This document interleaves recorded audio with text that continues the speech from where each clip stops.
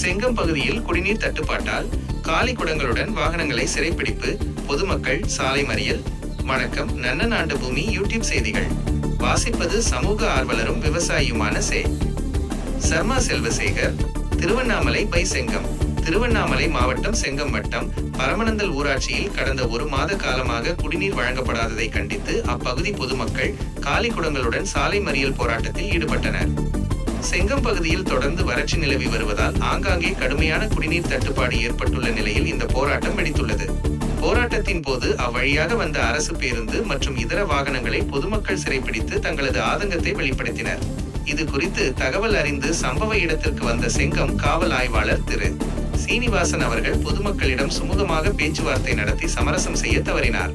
மேலும் போராட்டத்தில் ஈடுபட்டிருந்த வயதானவர்கள் என்றும் பாராமல் அவர்களை காவல் ஆய்வாளர் இழுத்து தள்ளியதாக கூறப்படுகிறது. இதனால் ஆத்திரமடைந்த பொதுமக்களுக்கும் காவல் ஆய்வாளருக்கும் இடையே கடுமையான வாக்குவாதமும் தள்ளுமுள்ளும் ஏற்பட்டது. இதனால் அப்பகுதியில் பெரும் பரபரப்பு நிலவியது. குடிநீர் போன்ற அத்தியாவசிய தேவைகளுக்காக மக்கள் போராடும் போது சம்பந்தப்பட்ட துறை சார்ந்த அதிகாரிகள் நேரில் வந்து மக்களின் குறைகளை கேட்டறிந்து தீர்வு காண தவறிவிட்டதாக பொதுமக்கள் குற்றம் சாட்டுகின்றனர். இந்த அரசு திறம்பட செயல்பட்டு மக்களின் குறைகளை தீர்ப்பதற்கு பதிலாக காவல்துறையினரை ஏவி இது போன்ற செயல்களில் ஈடுபடுவதாக சமூக ஆர்வலர்களும் பொதுமக்களும் தங்களது வன்மையான கண்டனங்களை தெரிவித்துள்ளனர். செங்கம் பகுதியில் நிலவி வரும் வறட்சி மற்றும் விவசாய கடன்களால் ஏற்கனவே விவசாயிகள் பெரும் பாதிப்புக்குள்ளாகியுள்ள நிலையில் தற்போது ஏற்பட்டுள்ள கடுமையான குடிநீர் பிரச்சினை மக்களின் அன்றாட வாழ்க்கையை பெரிதும் பாதித்துள்ளது.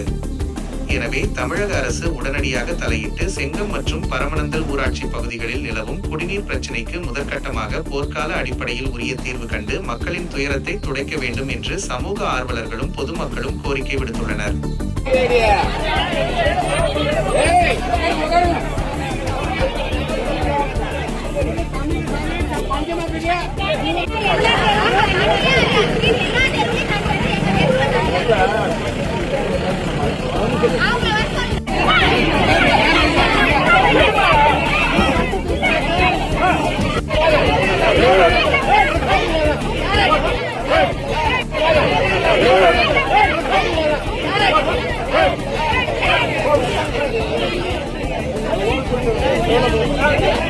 Hey!